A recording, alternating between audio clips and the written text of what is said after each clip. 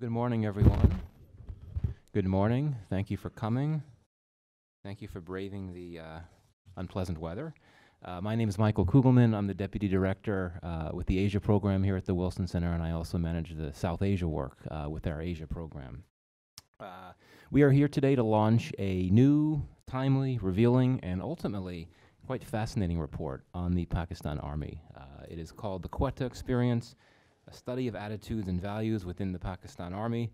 Hopefully you all saw that there are copies outside for the taking, and it is now available as a PDF download on our website if you prefer soft copies.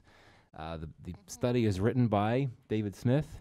It is produced by the Wilson Center's Asia program, and it is very generously supported by the Lawrence Livermore National Labs, and the Wilson Center is very grateful to the LLNL for its support. And I also wanted to thank my Asia program colleague, Mary Ratliff, who I don't think is in the room, for her assistance with the design and layout of this publication. For those that study Pakistan and South Asia, and even foreign affairs on the whole, the Pakistan Army is a critically important actor. It is arguably the most powerful political player in Pakistan today. Pakistan is a country invested with strategic significance due to its location, due to its large and young population on the one hand, and also due to its nuclear weapons and its overall volatility, among other things. The Pakistan Army is particularly consequential for those that study or analyze or oversee the U.S.-Pakistan relationship. It is a challenging yet critical partner for the U.S. government. Successive U.S. administrations have viewed the Pakistan Army as the architect of policies that Washington finds deeply problematic, including in the current era the provision of safe havens for terrorists that target American soldiers in Afghanistan. But at the same time, given its clout, the Pakistan Army is also an entity that the U.S. government realizes it can, should, and indeed at times must do business with. And more broadly, military-to-military ties play a key role and have played a key role in U.S.-Pakistan relations. To be sure, in recent months, this aspect of the relationship has taken some considerable hits, but that doesn't mean it'll wither away or lose its importance. So it's useful to know what the Pakistan Army thinks, so to speak. And the Quetta experience helps us better understand some of the worldviews within the Army, and in particular it sheds some lights on some very interesting and relevant questions, such as what are the Army's attitudes toward Pakistan's neighbors, to the U.S. and to other key countries? How does it perceive internal and external threats? What does it think of Pakistani politics?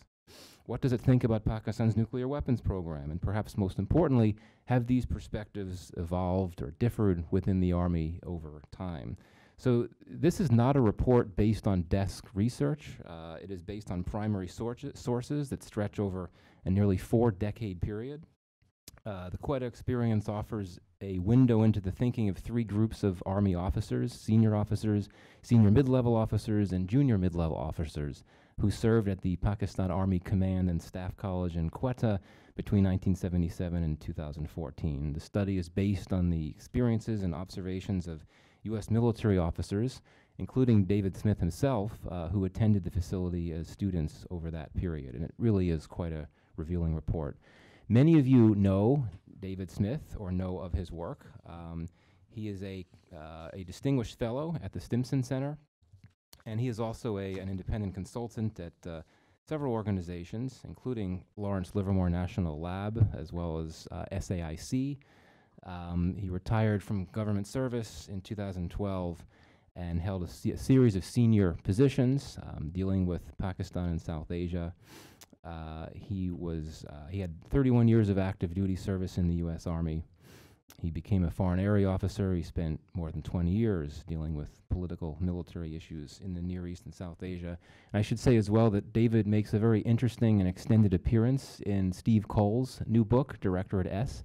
That reason alone is worth taking a look at the book.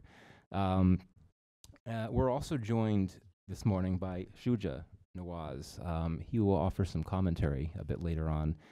Many of you also know Shuja or know of his work. He's a distinguished fellow at the Atlantic Council South Asia Center, and he had previously been director, in fact the first director of the South Asia Center there. And he's worked with a number of different organizations, ranging from RAND and USIP to CSIS. Earlier in his career, he was a journalist, working for Pakistan Television as well as the New York Times. And he is the author of his own product on the Pakistani Army, and that is Crossed Swords, Pakistan, its Army, and the Wars Within.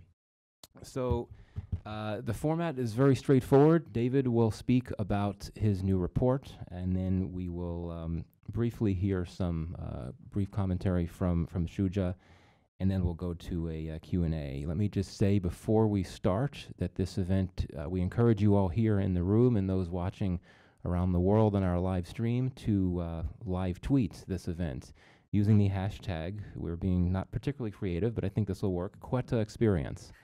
So with that, I cede the floor to David.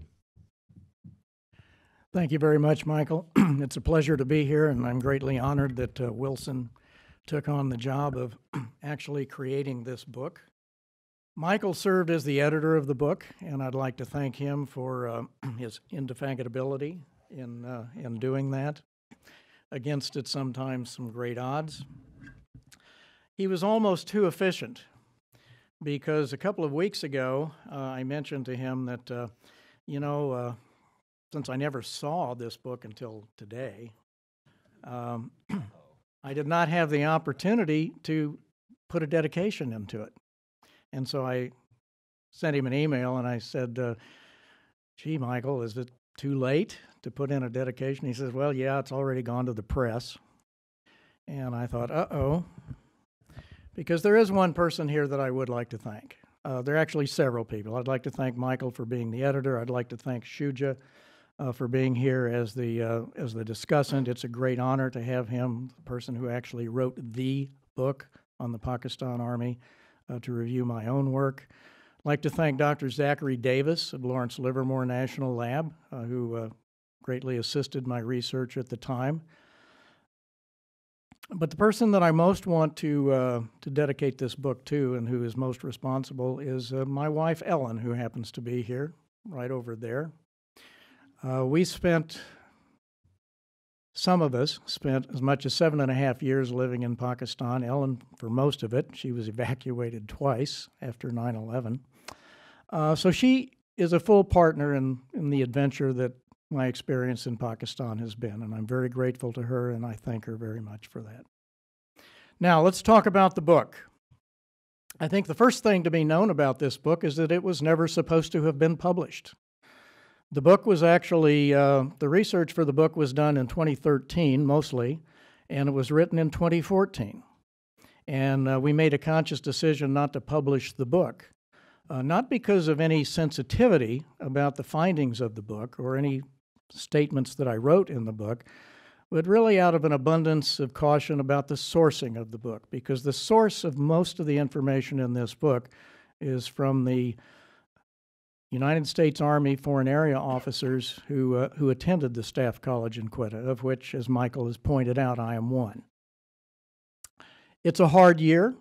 It was even harder after 9/11 because the students were not allowed to take their families to Pakistan, and I did not want to do anything that might make a tough year even tougher for them by publishing their accounts. So that was why the book was not originally published. The genesis of the book actually occurred in 2012. The Pakistan relationship with the United States in 2012 was at a very low point, and I think everybody here in the room realizes why. 2011 was a bad year for a variety of reasons.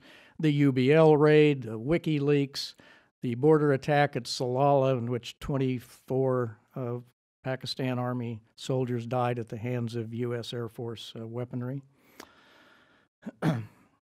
And the other problem has been alluded to by Michael. The problem with Pakistan in the relationship with the U.S. is that Pakistan nominally is an ally, but it doesn't really act like an ally, despite large amounts of U.S. assistance over the years. And so the question was, in the Obama administration, well, why is that, and what can we do to change these things? I'd like to point out that walking away from Pakistan is usually not proven to be a good strategy. We have tried that many times in the past. And the reason we have not been able to walk away from Pakistan is because the United States has four important interests involving Pakistan. Two of them have been deemed vital. They are defeating al-Qaeda and the affiliated groups that operate from Pakistani soil, and secondly, the safety and security of Pakistan's growing nuclear arsenal. Two other important issues are the stabilization of Afghanistan and preventing a regional conflict with India that has the potential to escalate to a nuclear level. So these four interests do not go away regardless of the ups and downs of our relationship with Pakistan. Now, the Pakistan Army is the key to addressing all four of these interests. My assumption in writing this book is that the people that are best equipped and best positioned to understand the attitudes and values of the Pakistan Army are, quite frankly, less our diplomats in Islamabad. Instead, they are the students who spend an entire year, 7 days a week, in some cases 24 hours a day, dealing with three groups of Pakistani officers at the Staff College. Michael has already told you what those groups are. They are the senior officers, in the case of the Staff College, the two-star commandant and the one-star chief instructor. The second group are the faculty.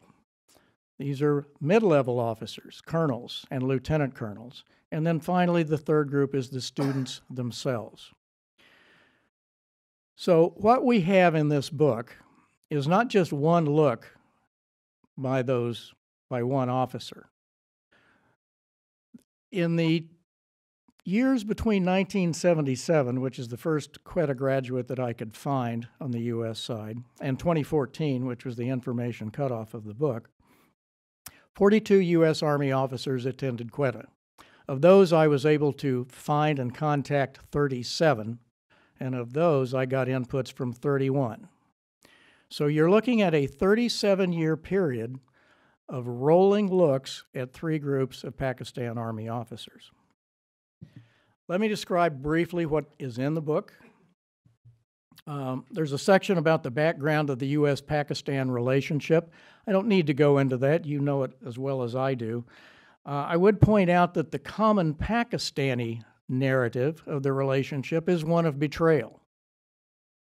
And repeatedly, this comes up again and again. The United States betrayed Pakistan after 1965. It betrayed Pakistan again in 1977, when India bifurcated the country and led to the creation of Bangladesh.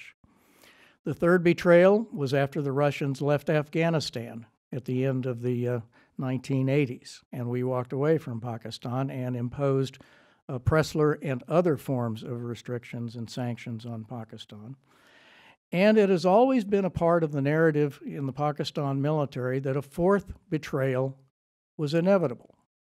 And probably what you're seeing now would tend to substantiate that fear.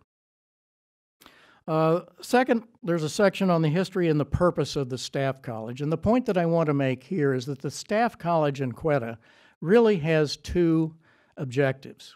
One is to impart a mid-level military education for the officers in the Pakistan Army.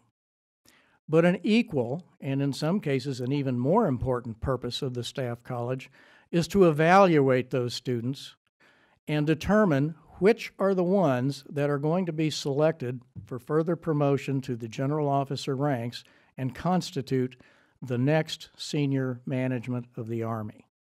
More about that later. The observations have done under 5 lines of inquiry, and I'll briefly go through those. They're in the book. The first is what I call the Staff College experience. This was the interactions between the students and the 3 groups of officers we've already discussed. In addition, there's a little bit about the demographics of the officer corps that attend the Staff College. Religiosity, which is always an interest among U.S. policymakers, and various cultural factors, the evaluation system, and the curriculum at the college. The second line is perception of external friends and enemies. Third, perception of internal friends, and enemies. Fourth, attitude toward the state and its institutions. And finally, attitudes about nuclear weapons. Now, within these 5 lines of inquiry, I developed 17 key findings. And I'm not going to go into each of them. I'll go into a couple in just a moment. These are as objective as I can make them because they are based on the student observations. The part after that is what I call the implications for the United States, and there are 8 of those. And I freely admit that they are subjective. They are my own opinion based on my own analysis of the various data inputs that I gathered. And then finally, there are a series of annexes at the end of the book that deal with the methodology, the branch of the various students in the Pakistan Army that attend, the promotion ranks of the promotion rates of the faculty, some extracts from the curriculum over years, lists of guest speakers and topics, seminar topics, major exercises, and a final annex about generations in the Pakistan Army. And it's always important to understand that at any time in the Staff College, you're not just dealing with one generation of the Pakistan Army, you're dealing with 3, because each of the 3 groups belongs to a different generation and had different influences on their perception of events. So at this time, I'd like to discuss a few of the selected key findings, and I'm happy to take any questions on the others that I'm not going to mention. As I say, there are 17. I think I'm going to briefly address 8, and then I'll do the same for the implications for the United States, and I'll only discuss 4, and then I'll give you a couple of concluding thoughts. So the first finding that I think it's important to understand is that the background of the top finishing students at the Staff College have remained relatively unchanged throughout the entire period of the research. And this is key because it is the top finishers at the Staff College that constitute the small cadre of officers within the Pakistan Army that are going to become general officers. Second, there was a finding that the fear of Islamization within the Pakistan Army, which is always, at least post 9/11, has always been a concern of U.S. policymakers, is exaggerated. We did not find any influence that, and certainly this applies to the top finishing students. Theirs is a moderate brand of Sunni Islam, mostly, although there are some Shias. Third point that I want to make concerns the IMET program, the International Military Education and Training Program that the U.S. sponsors and which allows Pakistani officers to come to U.S. military schools. All 31 of the officers that provided inputs, with the exception of 1, saw the IMET program as crucial to promoting positive military values within the Pakistan Army. I raise this as an issue and highlight it because we are no longer allowing IMET for Pakistan, something that occurred in the early days of the Pressler sanctions in the early 1990s, but was deemed to be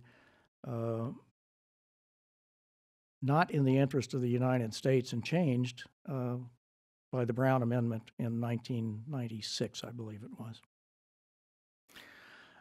Another finding is that there, in the past few years, has tended to be a slight generational divide about the prioritization of Pakistan's external and internal threats. For the first 25 years of this study, there was absolutely no question about the prioritization of the threat to Pakistan.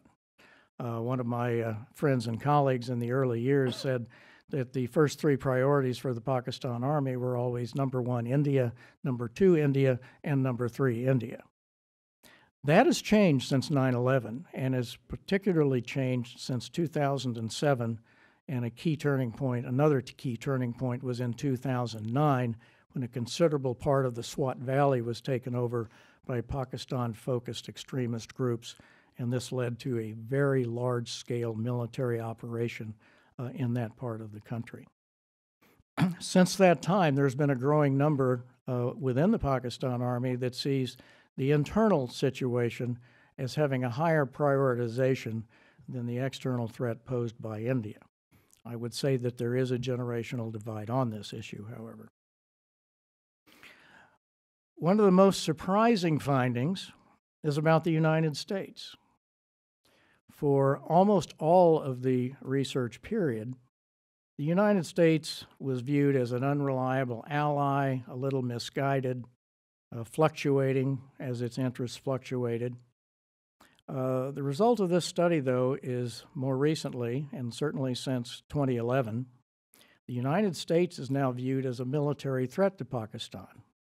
And there is a perception that it intends to seize or neutralize Pakistan's nuclear arsenal from platforms in Afghanistan.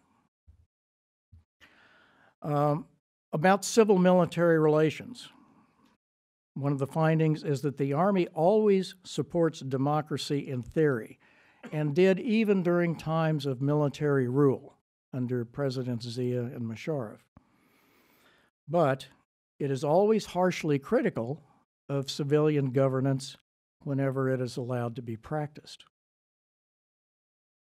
And then finally, the implications of strategic and tactical use of nuclear weapons are not well understood, and there really is no doctrine for nuclear warfighting or even much of an addressal of nuclear things at the Staff College.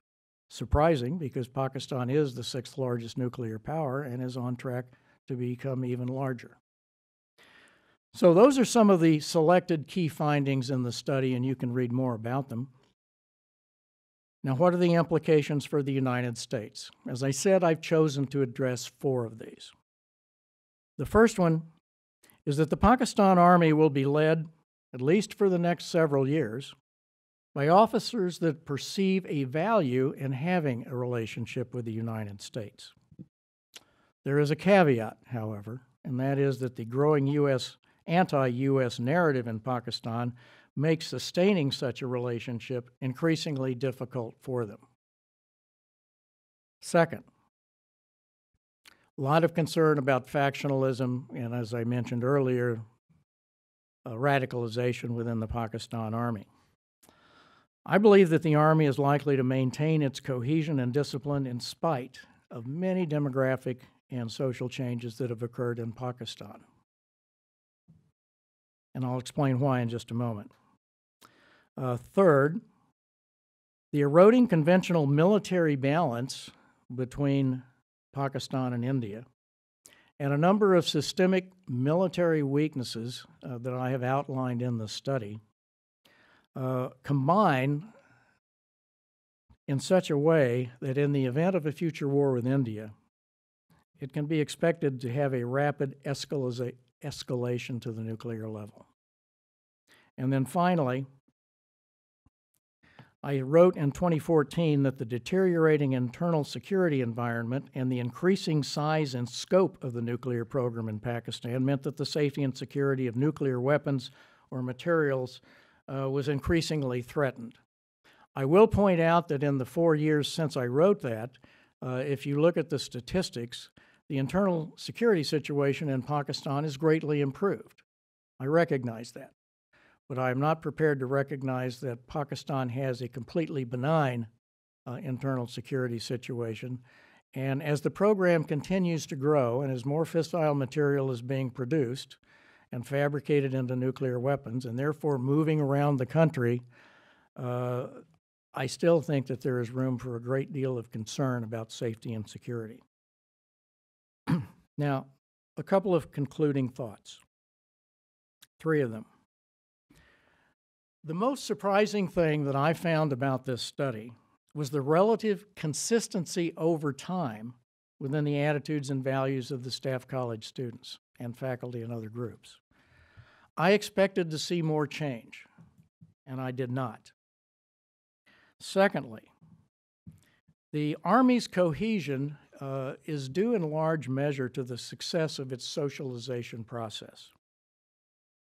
The highest loyalty that I found within the officer corps is to the Army as an institution, and this transcends things like ethnicity, religion, linguistic groups, caste, or any other influence. Now, if this were India instead of Pakistan, I would be tempted to say that the Army is its own class, because class has a particular definition within the Indian Army. But basically, if you recall, Anatole Levin, who wrote a remarkable book called Pakistan, a Hard Country, points out that in Pakistan, the government is weak, but the society is strong because of the influence of kinship groups. I think the easiest way to understand the Pakistan Army is to look at it as its own kinship group, to which the members of the Army have the highest loyalty that transcends almost anything else. And then finally, I would say that any perceived change in Pakistan's policy in response to the application of U.S. carrots or sticks by our policymakers will almost certainly be tactical and temporary. And if you will permit me, I'd like to read one paragraph from the study.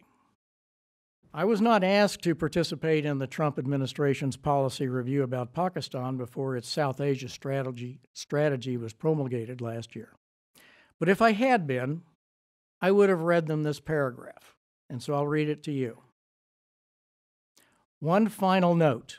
In the past, U.S. policymakers occasionally have convinced themselves that actions based on the Pakistan Army's attitudes and values, what has been called at various times its strategic imperatives, its strategic calculus, or compulsions, to use their word, were somehow adopted through a process of unthinking carelessness rather than by careful deliberation and conviction.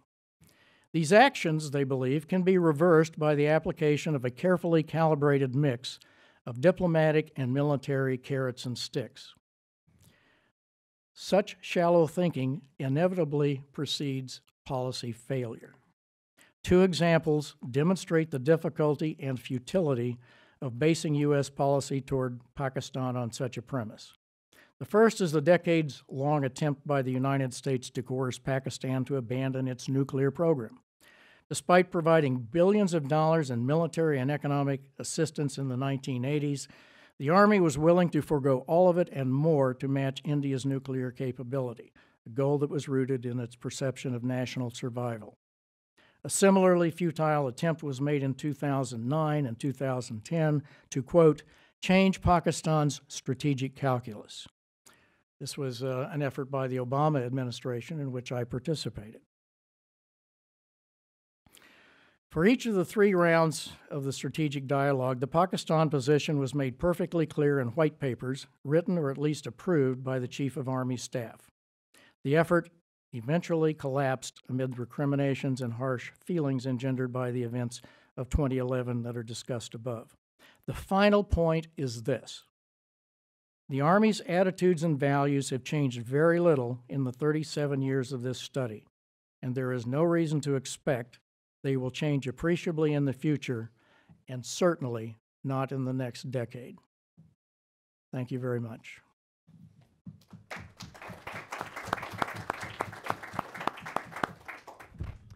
Well, thank you very much, David. Now I wanted to give Shuja Nawaz an opportunity to respond and offer some of his own brief thoughts. Thank you very much, Michael.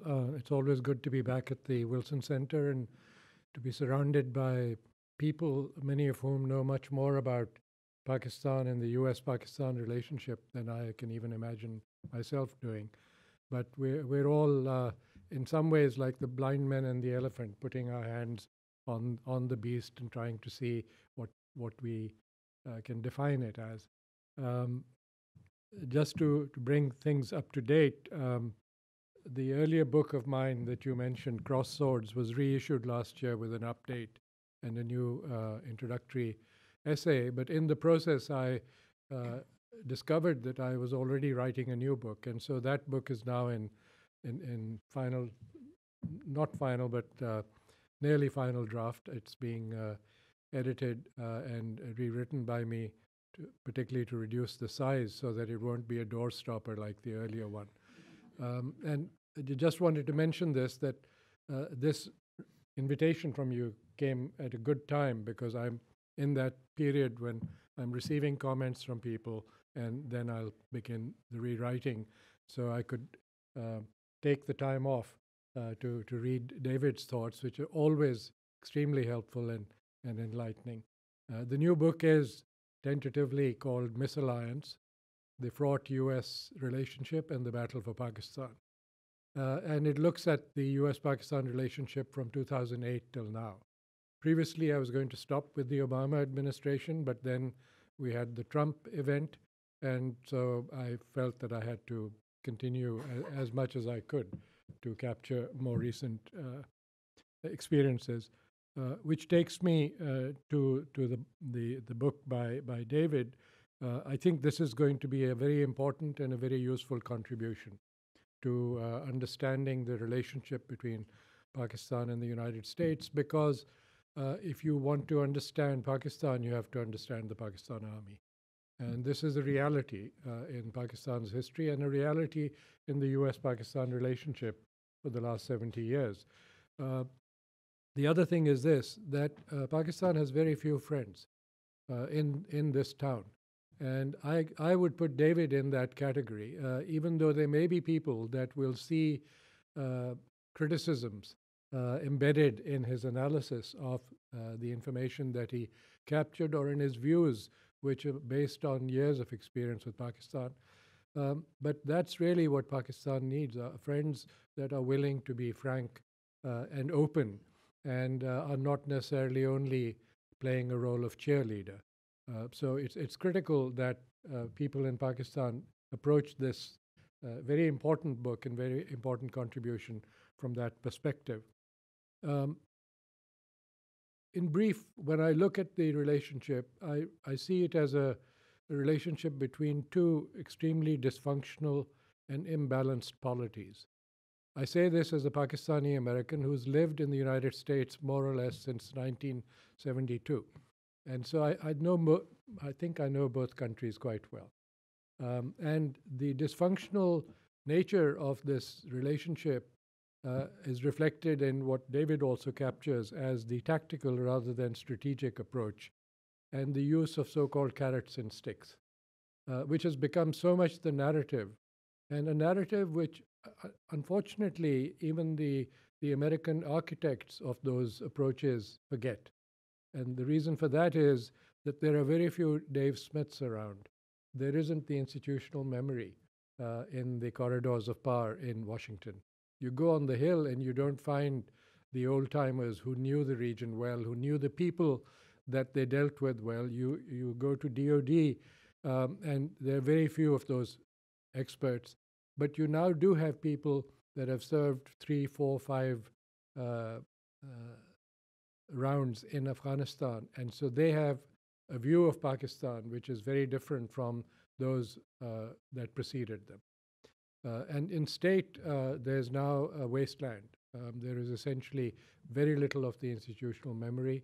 The old documentation is not easily available. The documents that you mentioned dealing with the strategic dialogue are really not well known nor understood by most people that are dealing with Pakistan today. So when Michael calls this, calls Pakistan a challenging yet critical partner, I think challenging is probably an understatement. It's a very rough relationship that fits the definition of what I call a misalliance, a French word which means a marriage between unequal partners. And this is, while Pakistan may not have played with a straight bat, to use a cricket parlance, the United States has also thrown more than its share of curveballs. And that is part of the Pakistani narrative that Dave has referred to, that when they look at this history, all they see is a fickle friend. And I'm not in the business of predictions, but since last January, I think we've been on a very steep downward trajectory. And probably the next peg that is going to go down is going to be the non-NATO ally. I mean, to imagine that the United States would remove one of the key elements in this relationship, which costs next to nothing, the IMET, the International Military Education and Training Program, which had a budget of about $5 million, but which trained about 4,000 Pakistan Army officers. These were potentially friends of the United States. They are our allies in this very strategically important country. And suddenly we're cutting off this. So we're going to produce another lost generation of Pakistani leaders in the military. Now, a word about history. History is not very popular in the United States. We don't study it well. And I have said this before, and I'll say it again. Just understand that in Urdu, the word kal means yesterday, and it also means tomorrow. So it's part of a continuum, whereas in English, there is no such equivalent. And I go back to the famous encounter right after 9/11 between Richard Armitage and General Mahmoud Ahmed, the Director General of the ISI, who was visiting Washington on that day. And when Armitage posed the question of, are you with us, are you against us, Mahmoud began to recite the history of the relationship and all the ups and downs, and Armitage interrupted him and said, history begins now. And I think that has been a consistent United States approach. What have you done for me today, and what will you do for me tomorrow? Forget about what you did in the past. I think there needs to be a little more balance on that. Unfortunately, on that particular episode, since I interviewed all the principals involved, Armitage never threatened to bomb Pakistan back to the Stone Age. But that's a myth that persists to this day in Pakistan, and every Pakistani will cite it, largely because it was fostered by President Musharraf himself. That came from a friend who had called him from New York, because he shared that story with his corps commanders, but he liked the idea of conflating it with Mahmoud Ahmed's conversation with Armitage. Armitage told me that he told Musharraf he hadn't said it, and at Blair House, and then the next day Musharraf went out to promote his book and used the same story. So both sides have been responsible for perpetuating these mythologies, many of them based on fake news, to use a more current term. Just another minor clarification, but I think it's important to understand this, particularly when we look at the role of the Army in the nuclear program, and that's a very important contribution of the Pakistan military in this program. It was not the Army that chose the nuclear path in Pakistan. It was a civilian president and later Prime Minister Zulfikar Ali Bhutto who made that decision and who brought the civilian scientists from the Pakistan Atomic Energy Commission to a meeting in Multan where a decision was made. And that's where the eating grass idea came from. And it was only the military brought in as a logistic support and supplier when General Zahid Ali Akbar was asked to help set up the Kahuta facility. And then subsequently, additional generals were given that responsibility of keeping an eye on what the civilians were doing. And most of them were engineers. Later, and I think this is relevant to Dave's point about Pakistan becoming an even bigger nuclear power in terms of the number of weapons that it might have. This was handed over to people from the artillery. And people from the artillery are, a hammer in search of a nail.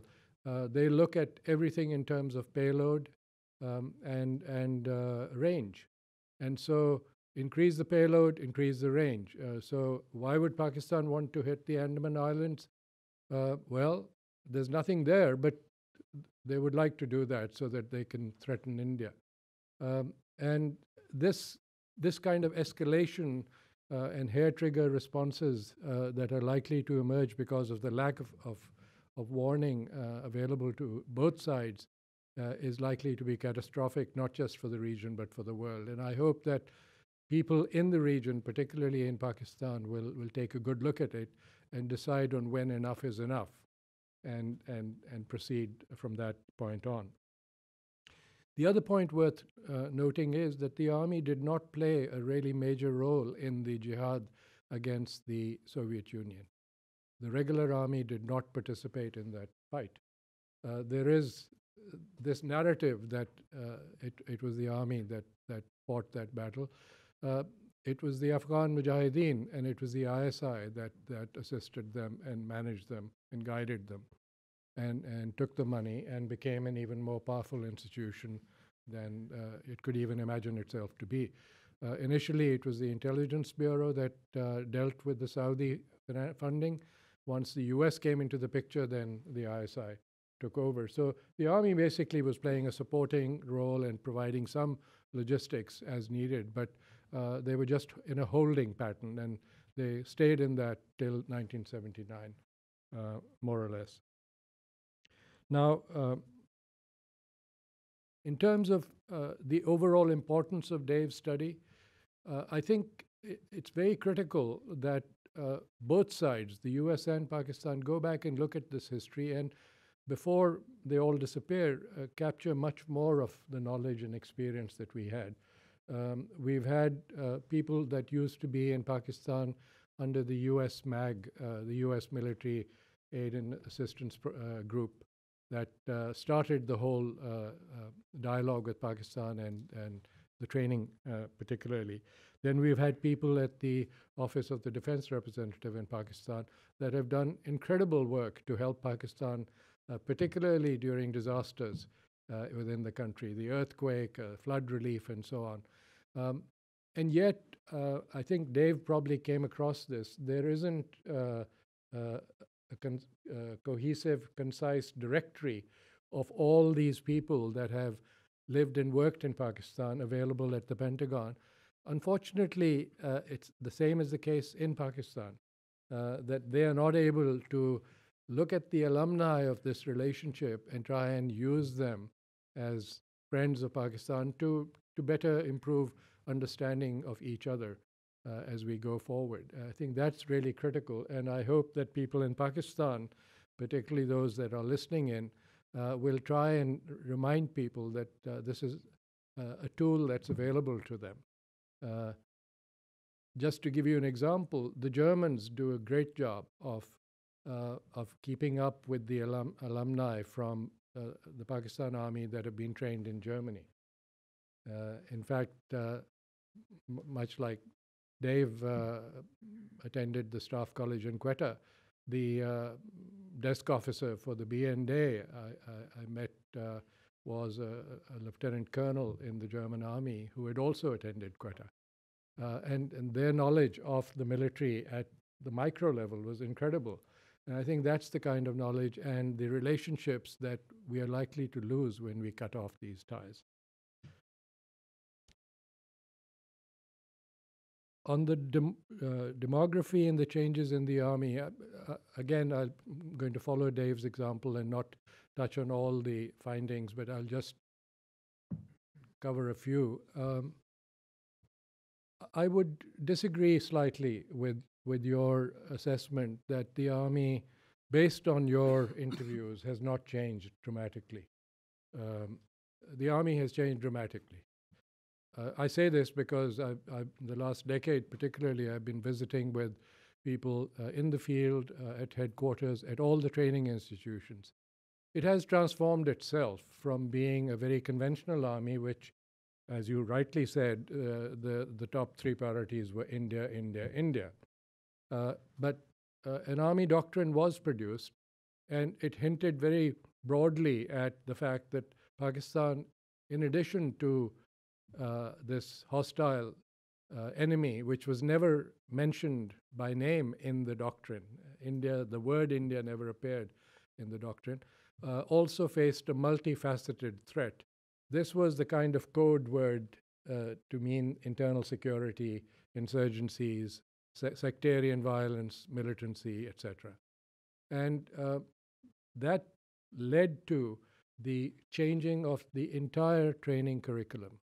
So whether it's the Staff College, whether it's the infantry school, whether it's the Pakistan Military Academy, the entire curriculum was radically changed.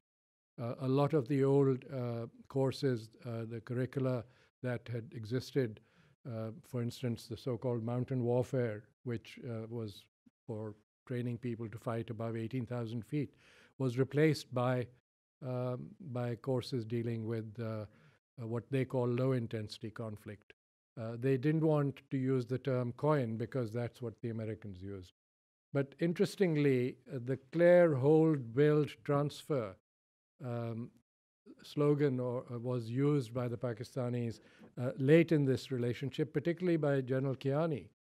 And the weakness in that was that the Pakistan military failed to liaise with the civilian authorities, with the police, with the local administrations in the areas where they operated, in the planning and execution of their operations. And as a result, the Clear, Hold, Build, Transfer ended up stalling after Clear and Hold. The build and transfer took a longer time and in many cases never really occurred. So I think one should recognize that the Army has changed dramatically in that sense. The other is in the recruitment. It is now largely an urban recruited Army. It is largely petty bourgeoisie from the cities. And I'm talking not just of the officer class, but of the JCOs and even soldiers. When I had a chance to speak to the top 15 graduating men and women cadets at the Pakistan Military Academy, I asked them what their backgrounds were and whether they had joined the military because they came from military families. And not one of them had a previous military connection. They just wanted to be part of this institution, which is highly respected and revered, and which also provides the surest and best means of upward social mobility. And I think that's something to keep in mind. The other point is that the Army is not monolithic. Dave is quite right that the biradari, the brotherhood, the kinship network of the Army is very powerful. But there are differences of views. There are differences of views regarding Afghanistan. There are differences of views regarding India. There are differences of views regarding the United States. If you talk to the professional soldiers and the officers, they will tell you that they would much prefer to keep the US relationship going.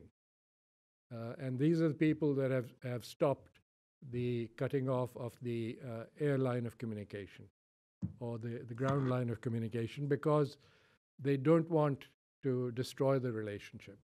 And they don't want to put their eggs in just one basket, which is China. They prefer US equipment and they prefer US training, which is why every time there is an opening for a course in the United States, the Pakistan Army consistently sends its best and brightest to the United States. And almost invariably, those officers are promoted even before they go back to Pakistan. That's the kind of thing that is lost on the decision makers in the White House today and even in the past. I think this, because there isn't this center of gravity, the military to military relationship remains strong and based on some good understanding, but where the decisions are made at the political level, it's lost. And I think that's a shame because both sides end up losing. What about the future? I think there are things to be worried about, and if I was a Pakistani military commander at the higher level, I would be worried about changes within Pakistan. I would be worried about the infiltration of the military by the so-called Peer Bhai networks. These are spiritual networks that straddle the military and the civil, where you have some spiritual leader who sits outside and the hierarchy within his network doesn't accord with the hierarchy of the military members in the Pakistan Army. That's not good for Pakistan's military discipline or cohesion. I would keep an eye on that. There has been a much greater ritualistic religiosity in the Pakistan military. Use of slogans, the putting up of signs with quotations from the Quran, the names of 100 names of Allah, the 100 attributes of the Prophet Muhammad, etc. a lot of this is being done, and once it's done, it cannot be pushed back, which makes it much more Islamicized than it ever was, even under Ziaul Haq. Interestingly, about the Staff College, for well over 100 years, its symbol was the owl. And this shows you the disconnect between the cultures. The owl in the West is seen as a wise bird, and so the magazine of the Staff College was also called the Owl. Well, in South Asia, Ullu, the owl, is a stupid bird. And you want to call somebody an idiot, you call him an Ullu, or the son of an Ullu. And so that kind of shows you the differences, the cultural disconnects that exist. And that badge has been removed. It's been replaced by one that has the word Allah written in Arabic on it. So the perception of the Pakistan Army, of the US, will change, I think. It will change, particularly once you draw down the shutters. And that seems inevitable now, given the way we are going. There was a time we were all very heartened by Joe Biden when he told Karzai that, Mr. President, Pakistan is 50 times more important to us than Afghanistan. But the US never followed up on that threat. And it's a missed opportunity. That reality has not changed. Pakistan will be important not because only of its strategic location, but because of its economic strength, using that strategic location to build a stronger polity and a stronger society and economy.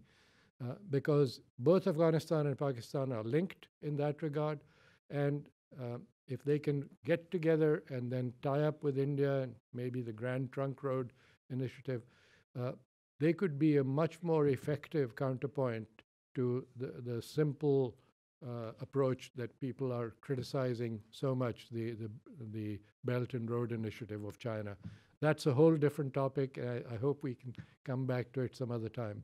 But again, I want to thank Dave for having opened this very important window into understanding how Americans that lived and worked with Pakistani officers at different levels saw them, and how their understanding can help us improve this relationship rather than destroy it. Thank you very much.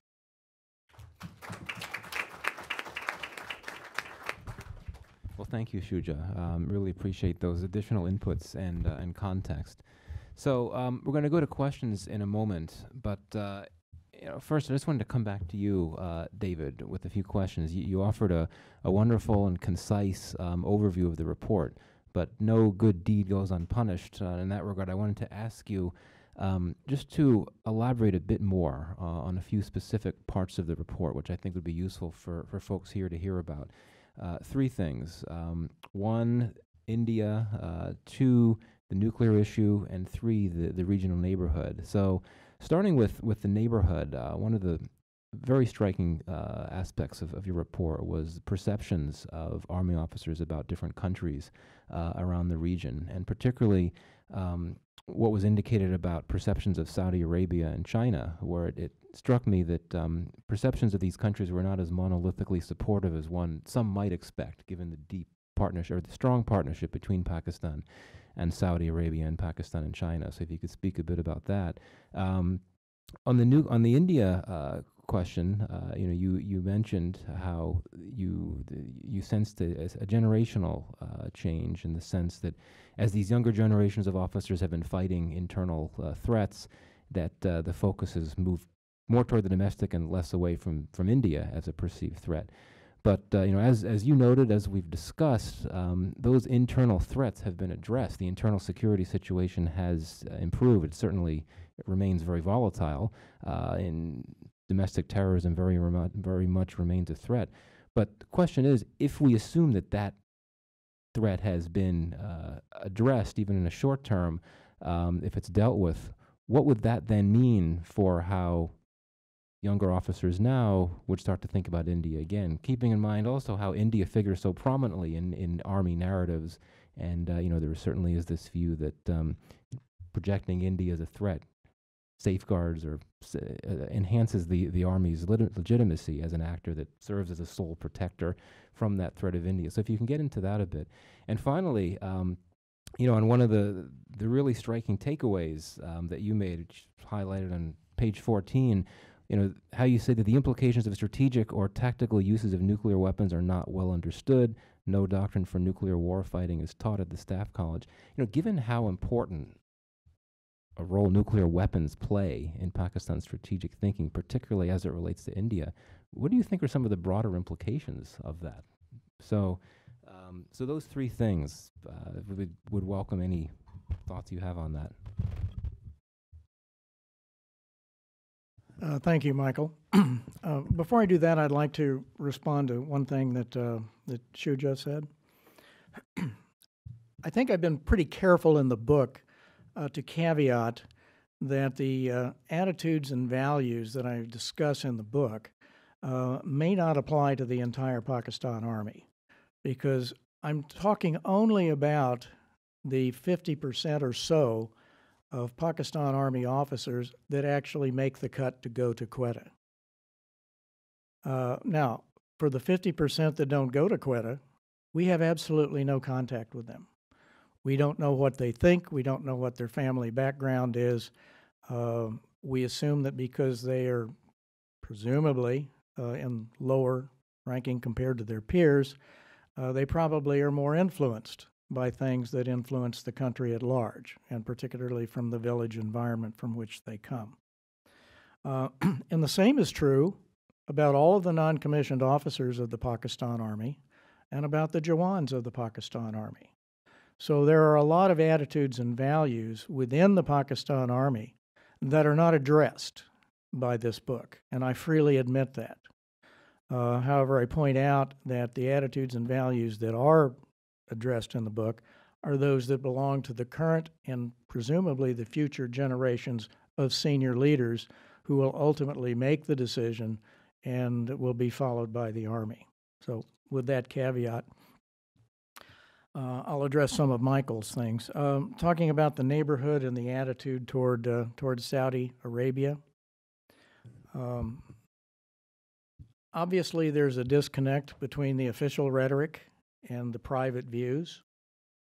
And the private views of most officers are conditioned by the performance of the officers at the Staff College, who uniformly arrive, not uniformly, but mostly arrive, not speaking good English, not participating fully in the activities of the Staff College, nor being expected to participate very much. There's very much a double standard about foreign students at the Staff College. The foreign students that arrive from Western countries, the United States, Great Britain, Australia, Canada, France, Germany, and a few other Western countries, are expected to fully participate, and they are held to the same standards as Pakistani students. A lot of the other foreign students are not, and I won't get into the reasons for that, but they're in the book. And certainly that's true of Saudi Arabia, which provides economically a great deal of assistance to Pakistan. At times it's been critical over the years, and therefore that drives the government rhetoric about the Saudi relationship. But I would say on a private level, it's probably not very high. And this despite the fact that a large number of Pakistan Army officers that attended Quetta during the years of the study had served in Saudi Arabia. Many people may not realize, but for many, many years, there was a Pakistani armored brigade that was stationed at a place called Tabuk. This occurred slightly after the 1979 attack on the Grand Mosque. So lots of people in the Pakistan Army had great deals of personal experience with Saudi Arabia. It was not positive, and I'll just stop at that. You talked a little bit about India. And I did mention that there was it seemed to be a growing generational change. And again, I point out that this was done in 2014 about India. And I highlighted the fact that General Musharraf, for all of his other problems in office at least showed the Pakistan Army that there was a way out of the India conundrum. And it was one of the great tragedies, I think, we'll look back in years and years and years, one of the great tragedies of his fall from grace was the fact that some of his initiatives about India were not able to be brought to fruition. Steve Call and others have written extensively about this. But there was a growing perception at the Staff College in those later years that we need to somehow get beyond India. And I pointed out that many of these best students at the Staff College had more personal experience with Indian officers than their peers, because they had served abroad with them. They had met them at schools, for example, in the United States and Britain and other places. And they found that they had so much in common culturally, and they became friends in that environment. One of the things that has happened since the research was cut off in 2014, and this occurred in 2016, was a ratcheting up of pressure between India and Pakistan along the line of control, and a reinvigoration of the Kashmir insurgency caused, I guess, Burhan Wani's death in 2016 set off, was the proximate event that set that off. And things have gotten pretty bad in the last 2 years. They're a little quieter now than they were last year, but nevertheless, I would say that there is a growing concern now, and perhaps this generational change that I discovered in 2014 may not apply in 2018 and 2019. We'll see. And now on the nuclear issue. It's puzzling to me that a country like Pakistan that is in the process of fielding a nuclear triad, air, land, and sea, a growing number of short-range nuclear systems. We refer to these as tactical nuclear weapons or short-range battlefield missiles, whatever you want to call them. Why there is not more discussion about the implications of their use at an institution like the Staff College? It seems to me, and I've expressed this to many Pakistanis, that the entire nuclear narrative in Pakistan seems to be under the control of SPD, and there is not a robust dialogue about the use or non-use of nuclear weapons, such as you saw, for example, in the United States during the 1950s and 60s and 70s. Scholars that want to get into these things very much find that if they run afoul of SPD, there are penalties, and therefore they hold their fire to a certain degree.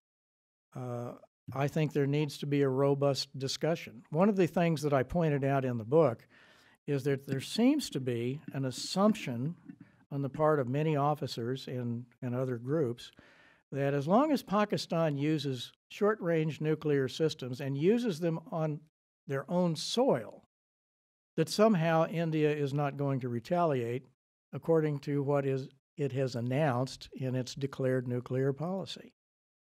This is dangerous and needs to be addressed and systematically debated and wargamed. I don't see any evidence that any of that is happening. It might be happening at SPD, and I don't know. But there clearly needs to be a robust dialogue about nuclear issues in Pakistan, and I find it kind of disturbing that there is not. Oh, thanks. So let's go to you guys. I would ask that you wait until you're called on and have a mic in front of you so that those listening on the live stream will be able to hear your wonderful question. And please make it one question and provide your affiliation before you ask. So we'll start on this side of the room. So we'll go with Sahar, and then we'll go to Tizi. So first, here. Thank you for your presentation. It was really insightful. I wanted to ask you about, you mentioned that one of your findings was that within the civil-military relationship, the Army theoretically supports democracy. but is very critical of the civilian leadership. So I wanted to get a sense from you about sort of the military's entitlement. From my own research, it seems as if the military, but the Pakistan Army specifically, feels that it has a right to certain political power or certain governance. So from your research of the officers that you interviewed, did that come through? Or if not, what kind of criticism do they have of the civilian leadership, and what kind of role do they envision the military should have? Thank you. I would say that probably the attitude is not that the Army is entitled to these things. As I point out in the book, many of the explanations are exculpatory. The Army has no option but to become involved in civil governance because of the corruption, the level of venality of individual politicians, the perceived unwillingness of these politicians to put the good of the country before their own personal good. So even during the periods of military rule, and of course I went to the Staff College in 1982, which was 5 years into the Musharraf period. And the attitude was basically, we know we need democracy. We know it's a better system than what we have, but our people are not ready for it. And constant allusions to, we need better education in our country because our citizens are sort of, held hostage by the feudal elites or the tribal elites that control the various vote banks of the various parties. So that is why they say, well, we had to do it. It was for the good of the country, and we want to leave power as soon as we can, and somehow we need to find a way forward. But the point is, every time there was a move forward, and every time civilian governments were put into place, and I point out, during the decade of the 90s, the 4 failed civilian governments within a decade, that they were always the same. They always came to power, declaring that they were going to change things for the better, they were going to get a handle on the economy, and the first thing that they did was to start, getting their hands on the levers of power so that they could suppress their political opponents. And the economy inevitably fizzled and other things happened. And so now we have a situation, for example, with Nawaz Sharif. He's been in power 3 times as the prime minister, and 3 times he's had to leave by various machinations that are generally ascribed to being the army. So, I mean, that's kind of what I'm getting at. We didn't want to do it. We had no other option. We had to do it. I do point out in the book, I said you cannot rule out the possibility of another military coup.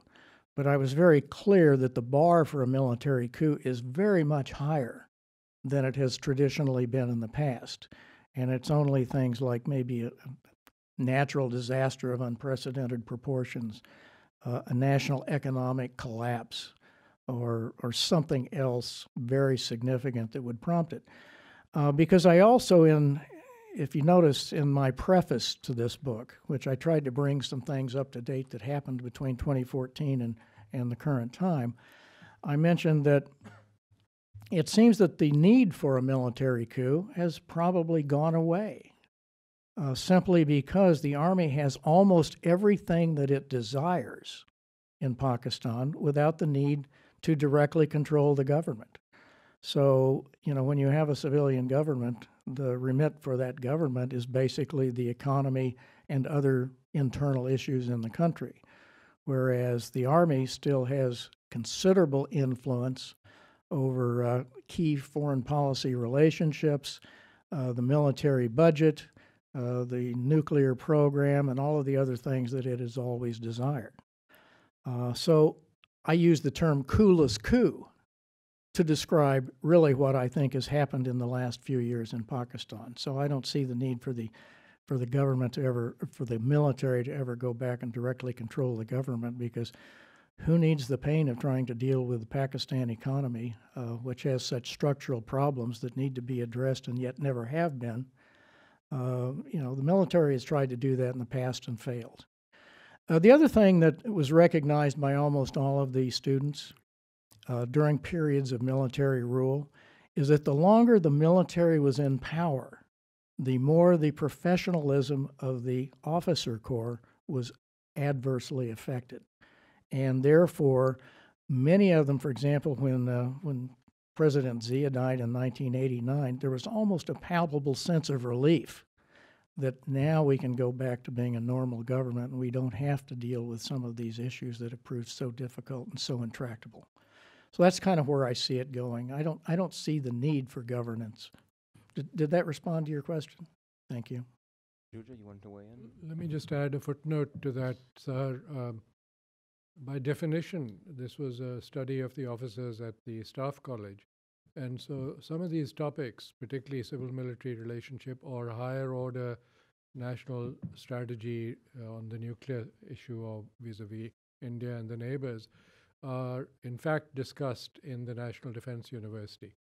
And that's where the papers that you see that emerge from the student body and that are directed by the staff there reflect much more on these issues.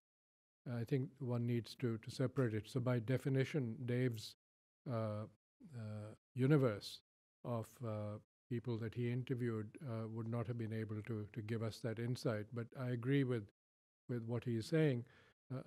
The other thing, of course, is that within the military, there always has been a very powerful, highly professional corps that, despite many of the weaknesses of the culture of entitlement that you're referring to and that I referred to in my earlier book too, that they make up for those weaknesses. But I think what I would take away is that the questions that are being raised by this study are questions that the Pakistan military itself needs to look at very carefully. And even if the politicians are difficult to transform or transmogrify in a 5-year or 10-year period, and it's going to be tough to do that, the military can do certain things by improving its coordination and cooperation with civil institutions like the police, like district administrators, so that you can take the politicians out of the equation, and at a practical level, the military has a great opportunity to do that. And I think the best single test for that is going to be the integration of Fatah into Pakistan proper. If the military handles that well, it will be a great model for its future relationships. They tried doing it in Karachi, and it worked to a large extent. But they didn't walk the walk. They talked the talk about improving the training and equipment of the police force. But when it came time to divide up the resources, the military took the lion's share. I think that is something that the military needs to do on its own, and it'll convince everyone that they really mean that they want to devolve all these responsibilities. Because the internal battle, and I agree with Dave, he didn't highlight this point, the Pakistan Army is totally ill-equipped to fight a total internal war. It cannot, given the large number of people, the nature of the war, and particularly in an urban environment. So it can certainly assist in changing the landscape.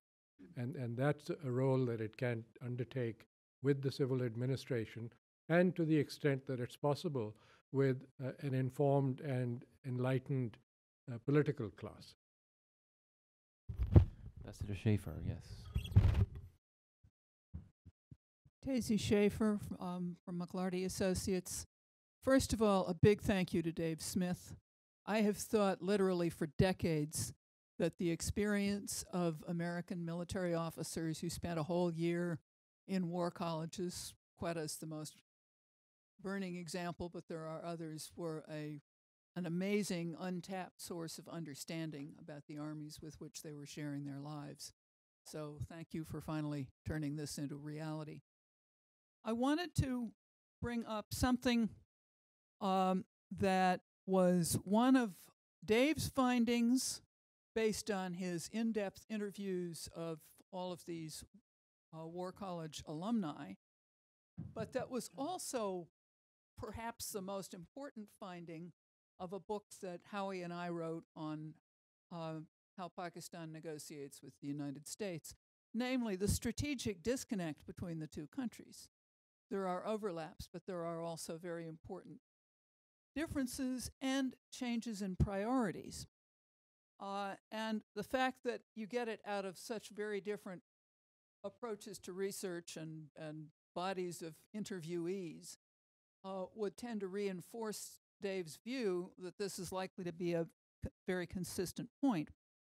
On the other hand, Dave mentioned that a growing group is coming to, in the Army, is coming to believe that internal threats are more important than external threats.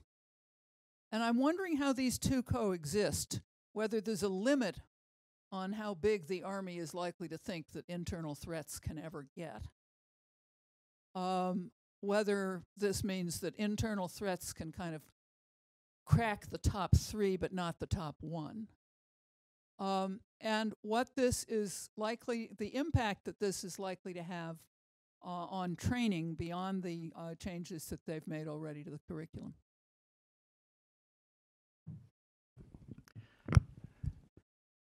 Strategic disconnects. I mentioned that there are four interests that the United States and Pakistan have.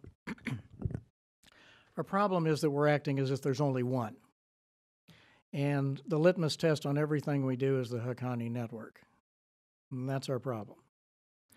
There are at least 3 other things that we need to be worried about, possibly 4. But I won't go into that. I would say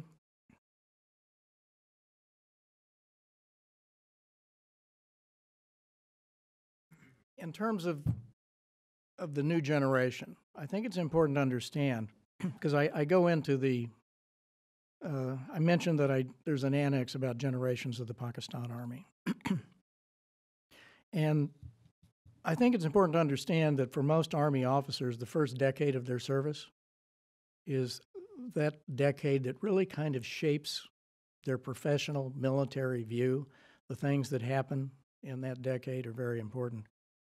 I would point out that it is now almost 2 decades since 9/11. And so that means for every officer of the Pakistan Army up to the grade of lieutenant colonel and colonel, and possibly even a few brigadiers at this point, the thing that has shaped their professional military view is the events that have transpired since 9/11. And certainly in the past decade, since 2007 to 2009, all of the officers, the focus of military activity in the Pakistan Army has been on internal security, fighting the Pakistan-focused extremist groups that have taken on the government, like TTP, TNSM, and a few others. So that's what I think is shaping that, and so they're looking at India. India is still an important consideration, and possibly they would say, okay, it's probably the most important long-term strategic problem that we have, but the more immediate internal problem that we have has to be dealt with now. And I think you've seen the success of I mentioned the success of the last 4 years in improving the internal security situation in Pakistan as being an example of that. These are the officers that are coming into senior positions. You know, these officers that have spent the last 2 decades fighting primarily an internal security conflict. That's what's going to be driving their view of the world. Other questions? Can I just add something quickly? Oh, yeah, go ahead, yeah. Let me just add something on India. Keep in mind that the Pakistan Army has always punched above its weight. And they see their ability to defend against India, and particularly a conventional Indian attack, as a measure of their success. So when they talk about the wars that they've won, which the outside world looks at and says, but you lost territory, or it was a stalemate, or whatever, they're really pointing out to the fact that an enemy that was 4 or 5 times their size was not able to break the country or break the army. And so they use that as the basis for their thinking. Now, at the convention... Well, it's... Well, There was a book called Illusions of Victory by the same famous General Mahmud Ahmad, which the military changed to the September 1965 war with India because they didn't want that title. So, but that's the reality, that, you know, they think of it in those terms, and you have to recognize that reality. It's a national view.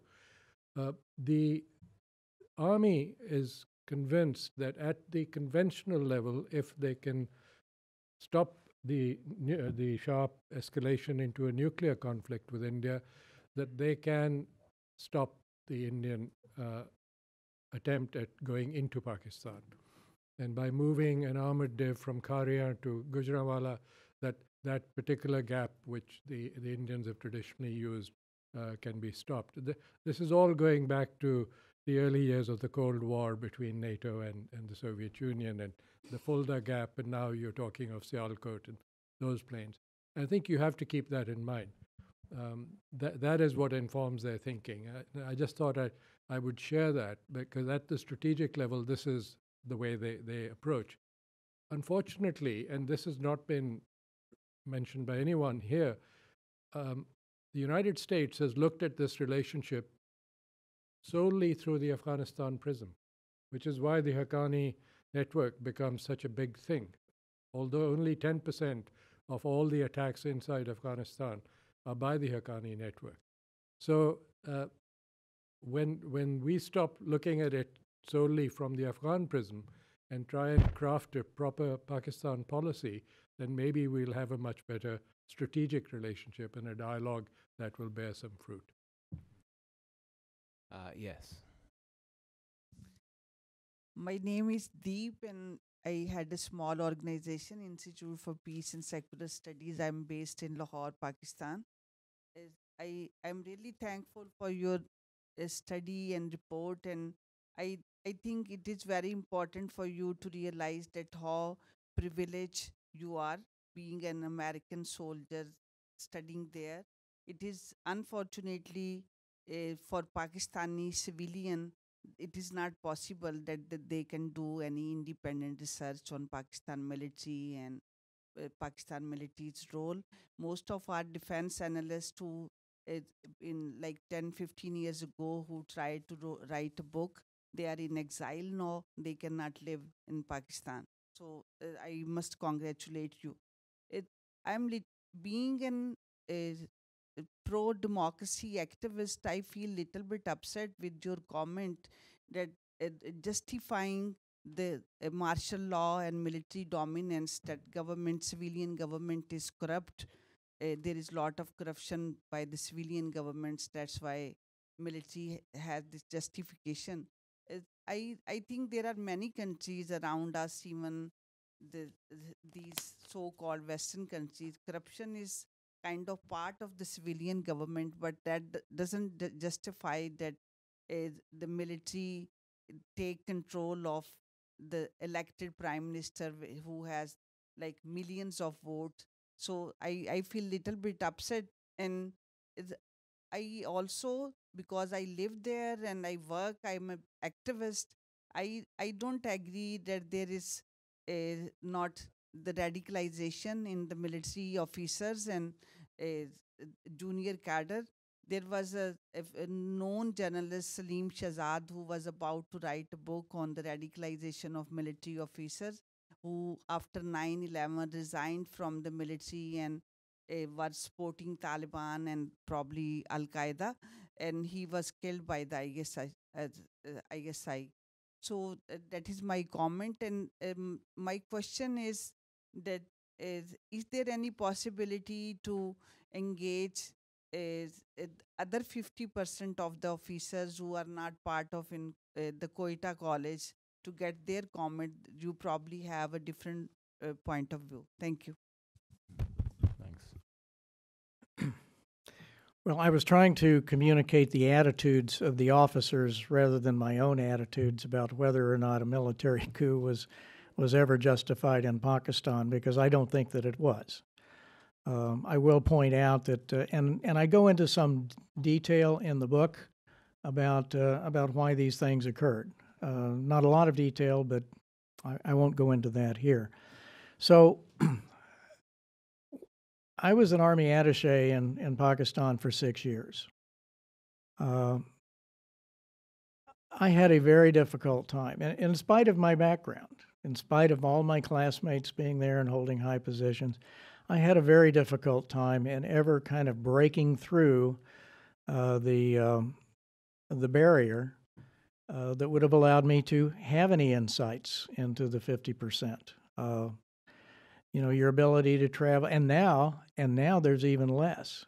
Our diplomats, our military personnel that are in Pakistan are not able to travel widely, sometimes because of restrictions placed on them by the Pakistan government, other times internal restrictions placed on, you know, by the embassy security personnel. So I'm increasingly seeing that we know less and less about the Pakistan Army rather than more and more. And I think it's a shame. I wish there were more opportunities. I just don't know how we can find them. Let's take more questions. Maybe we could group them together. I think that would be more. So why don't we start over here with Bob? We'll take a few. Go ahead. Hello, I'm Robert Boggs, retired from the State Department and from Near East South Asia Center. Let me just quickly add my voice to others here saying thanks very much. This is an important subject, and your study provides some real insights. I look forward to reading it. What I wanted to ask is, and this could be to either Shuja or Dave, is there any recognition given or discussion within the staff college of what I would call sort of non-traditional security threats, and particularly this pending collision between population growth and degrading resources, particularly water? If there was ever a strategic threat to Pakistan, I think it's that. And I was just wondering, now this is something that our own military has had a hard time getting its head around, but was there any evidence in the curriculum or that the military is beginning to think about the role that it's going to have to play as first responders, disaster assistance people, civil defense, you know, the front line in civil defense? It's going to happen, as we saw during the earthquake, for example. Okay, that's a good question. Let's go to the back, to Sabra, in the back. Sabra Qureshi, I'm an independent consultant. So again, coming back to the staff college, and picking up from the earlier question, if you could clarify what is the sort of criteria or eligibility for entry into the staff college? And I'm just wondering, since it may be skewed more towards a particular class and strata in Pakistan, so the views that are coming out from that group are limited to a particular category of people or from a particular income group, etc. And hence the views and the attitudes that are emerging from that are really not representative of a cross-section of society. And a quick clarification question, are women at all eligible to enter into the staff college, since we're seeing increasing number of women now entering the Pakistan military? Okay, let's take another question. I thought there was one over here. Okay, at the front over here.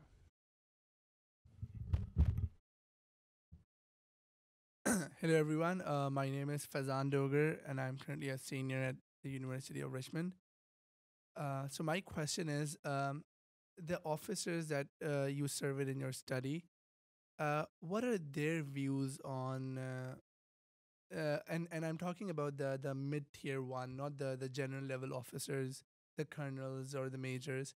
What were their views on Pakistani military's activities related to the Haqqani network or Hafiz Saeed's Jamaat ud-Dawa and other such activities?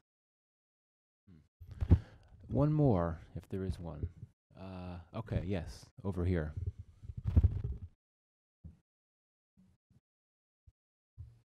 Thank you. Bill Veal, retired Foreign Service. I wanted to ask about the role of the Pakistani military in the economy and the way in which the staff college treated or didn't treat that. Okay, so there's a question about are non-traditional security threats included in curricular issues at the Staff College? Criteria for entry into the Staff College, including eligibility for women. Question about officer views on the Pakistani military's relationships with non-state militant actors, and then your question about the Pakistan military's role in the economy. So, David, do you want to go first? Taking these on quickly one at a time, about the non-traditional threats. Absolutely. The role of the Pakistan Army in natural disasters in the last 10 years has greatly expanded. It's become almost a traditional part of their role. I would also point out that I think it was in 2009 was the first time the issue of water as a future source of conflict with India came up. Prior to that, it seemed to be a settled issue that the Indus River Treaty of 1960 had settled all of that. But there was a commandant in 2009, I believe, who was opining to the class that the next conflict with India was likely to be about water. And ever since that time, that's been something that has been mentioned repeatedly, not just at the Staff College, but in other venues. How do you get to the Staff College? And I would say no, it's not. There's no desire, I think, to get a representative sample from the Army. The Army is looking for the top 50% of the officer corps, and I'll if I'm getting this wrong currently, let me know. But in the days that I was there, and for most of the students that were there, told me that there's about a 5-year window where officers may take a written examination to get to the Staff College, which they must pass. The test is in English. The test is on a variety of different subjects over certain periods of time. And therefore, that criteria alone really rewards the officers that have had the best education, the best civilian education, and the best use of English. That is very much a criteria for success at the Staff College. I don't think women are at the Staff College, or are they, sir?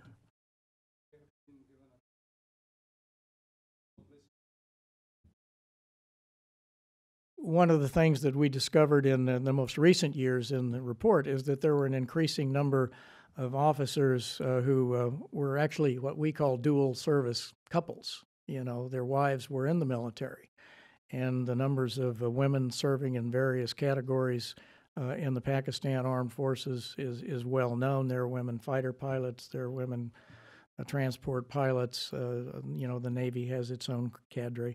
So it struck me that, yeah, that was something whose time will come if it hasn't already. So that's good to know.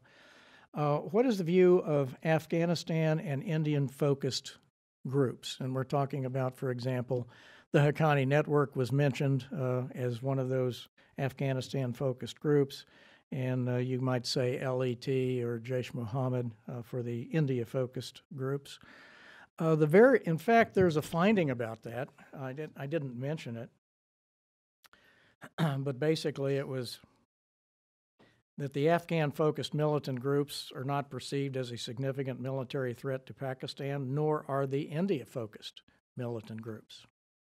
So that's the basic attitude, and it is that we have, I think a lot of people would say, we have our hands full with those that are fighting us. We don't need to be, as a matter of priority and capacity, we don't need to be adding to those who are on the battlefield against us by going after groups that do not pose a significant threat. And then the last thing, I think, was the role in the economy and the Army's role in the economy. Didn't find any examples of any of the students that attended discussing that. Aisha Siddiqa has probably written the book about the Pakistan Army's role in the economy. I don't think I can add anything to that from my book. Incidentally, she wrote that book here as a Wilson Center Fellow, I should add. Shuja, did you want to? Let me go in reverse order. On the economy, although much has been said and written about this, in fact, the size of the military in the total economy of Pakistan, military enterprises in the total economy of Pakistan, is not that significant. when you compare it to the Karachi stock market, for instance. However, there is now an increasing trend in looking at the operations of these parastatals that are run by the military. And Parliament is now playing a role in this, and there are increasing questions about their economic and financial viability.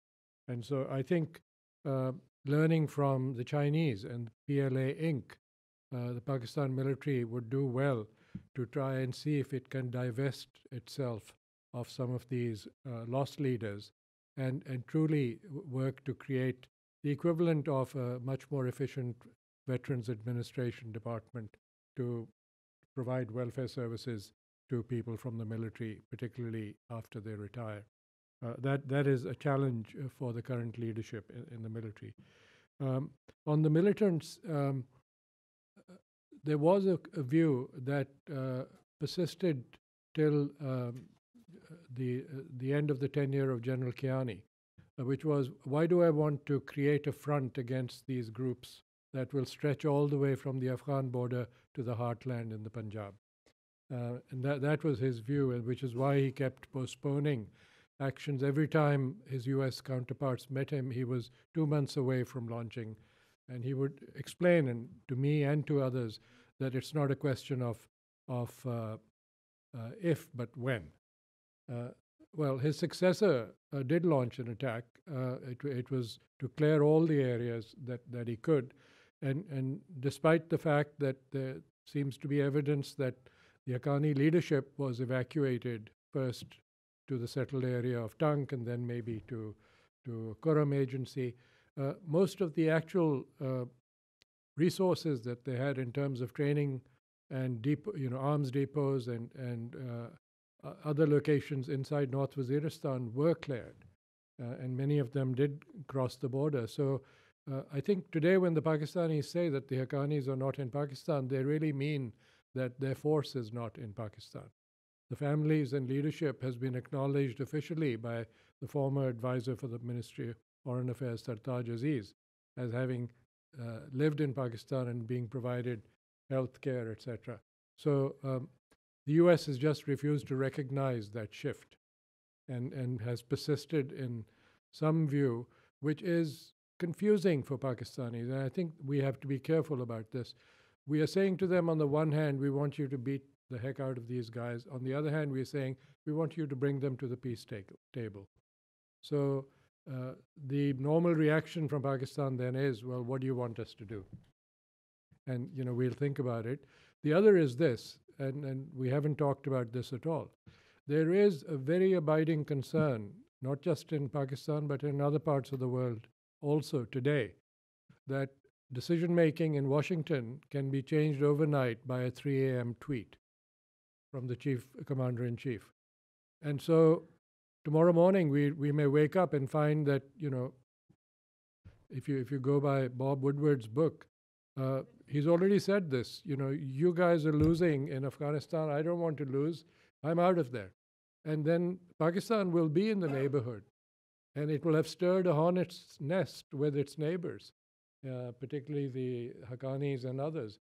So that's why they keep hedging. And so this is the kind of very difficult balancing act that they face. I think on the non-strategic issues Dave has already talked about, and the entry of women into the armed forces is now a reality, and they are coming in, particularly into the military academy, where they come into specialized branches, and they come in with much greater education and professional training. And they're super smart. I mean, I've had chance to sit and talk to, as I said, the 15 top students from a course that was being commissioned a week later. And I was impressed. I mean, they were as good as students at any military academy anywhere in the world. Could I add a point? I think there's a point, and I go into this in some detail in the book, but the capacity of the Pakistan Army is one of the things that guides some of these attitudes about militants. I talked just briefly about the fact that there's a perception that they don't really, they don't constitute a threat against the state. But if you look at it from the Army's point of view, you have about 1/3 of the Pakistan Army that is permanently deployed in the federally administered tribal areas, trying to hold the territory that has been cleared. We talked about this hold, clear, and then build and transfer. No, there is no build and transfer. It's clear and hold. There is no ability to transfer because there are no institutions as yet in the FATA to transfer to, and that's part of the problem. So a good chunk of the Pakistan Army is now permanently hunkered down on the west. An equal number, perhaps slightly more, are hunkered down in the east to offset India, and the rest of the Pakistan Army is preparing to go to one of those two places. And so as a result, there's sort of an economy of force strategy that has been put in place to deal with the various militancies in Pakistan. The first priority, of course, is the militancy that emanates from TTP and other groups in the FATA. So that's the Army's first priority, and that's where most of the assets are deployed. Of course, we haven't talked about the militancy in Baluchistan, and there's almost always been a militancy in Baluchistan for most of Pakistan's history. I think the current iteration is the fifth militancy. That has sort of been outsourced to the paramilitary frontier corps to deal with.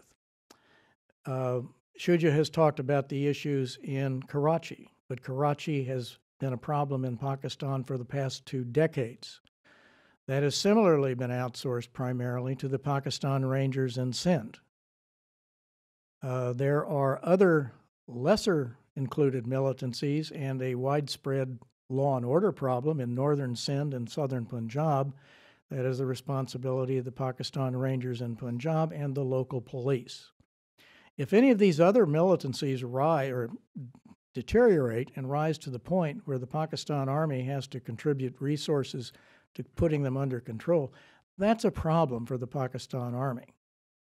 So when you start talking about attacking groups that are perceived to be no threat to you, one of the reasons that there is such hesitation is the perception, as Shuja mentioned, that I don't need to put another enemy on the battlefield right now. I'll have to deal with that later.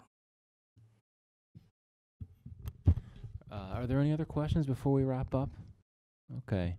Well, this has been a terrific discussion. Again, I can't praise the publication enough. It's clearly is an important contribution to the literature, and it's a great academic product. But also, it goes beyond that. It's a very breezy read. Some very memorable passages, such as I recall, one of the U.S. students recounting observations of his Pakistani counterparts as news coverage was coming in about the bin Laden raid. That was very interesting. And also there was a reference to a crisis between Sweden and Pakistan over a dead horse. I was not familiar with that crisis. Maybe some of you were. But no, it's got something for everyone. It's really a terrific product. Again, there are copies outside. It is available through our website as a PDF download. As we discussed, as the military-to-military side of the relationship has receded, I think that makes it even more important to have resources like this to understand an institution as significant as the Pakistan Army. So with that, wanted to congratulate and thank David for his publication, and thank Shuja for your commentary today as well. If you could all join me in a round of applause for our panel. Thanks a lot. We're adjourned.